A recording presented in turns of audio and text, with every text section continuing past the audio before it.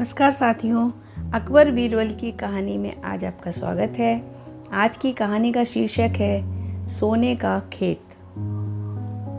अकबर के महल में कई कीमती सजावट की वस्तुएं थीं, लेकिन एक गुलदस्ते से अकबर को खास लगाव था।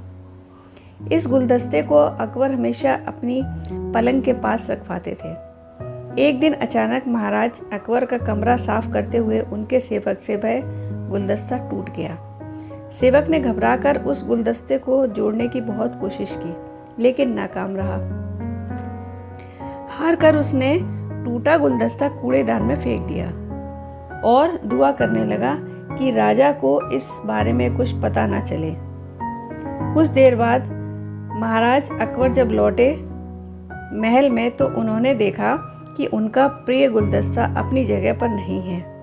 राजा ने सेवक से उस गुलदस्ते के बारे में पूछा तो सेवक डर के मारे कांपने लगा।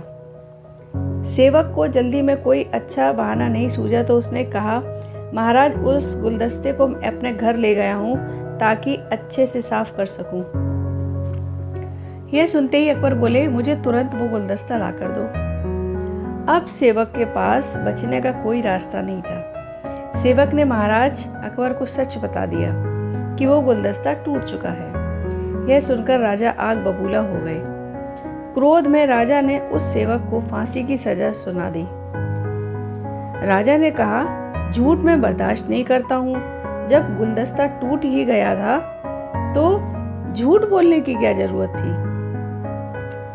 अगले दिन इस घटना के बारे में जब सभा में जिक्र हुआ तो बीरबल ने इस बात का विरोध किया। बीरबल बोले कि झूठ हर व्यक्ति कभी न कभी बोलता ही है। किसी के झूठ बोलने से अगर कुछ बुरा या गलत नहीं होता तो झूठ बोलना गलत नहीं है। बीरबल के मुंह से ऐसे शब्द सुनकर अकबर उसी समय भड़क गए। उन्होंने सभा में लोगों से पूछा कि कोई ऐसा है यहाँ जिसने झूठ ना बोला हो। सबने राजा को कहा, नहीं, वो झूठ नहीं बोलते। यह बात सुनते ही राजा ने बीरबल को राज्य से निकाल दिया। राज दरबार से निकलने के बाद बीरबल ने ठान ली कि वो इस बात को साबित करके रहेंगे कि हर व्यक्ति अपने जीवन में कभी न कभी झूठ बोलता ही है। बीरबल के दिमाग में एक तरकीब आई, जिसके बाद बीरबल सीधे सुनार के पास गए। उन्होंने जौहरी से सोने की गेहूं जैसी दिखने वाली बाली बनवाई और उसे लेकर महाराज अकबर की सभा में पहुंच गए। अकबर ने जैसे ही बीरबल को सभा में देखा तो पूछा, अब तुम यहाँ क्यों आए हो। बीरबल बोले, जहाँपना, आज ऐसा चमत्कार होगा जो किसी ने कभी नहीं देखा होगा। बस आपको मेरी पूरी बात सुननी होगी। राजा अकबर और सभी सभापतियों की जिज्ञासा बढ़ गई और राजा ने बीरबल को अपनी बात कहने की अनुमति दे दी। बीरबल बोले, आज मुझे रास्ते में एक सिद्ध पुरुष के दर्शन हुए।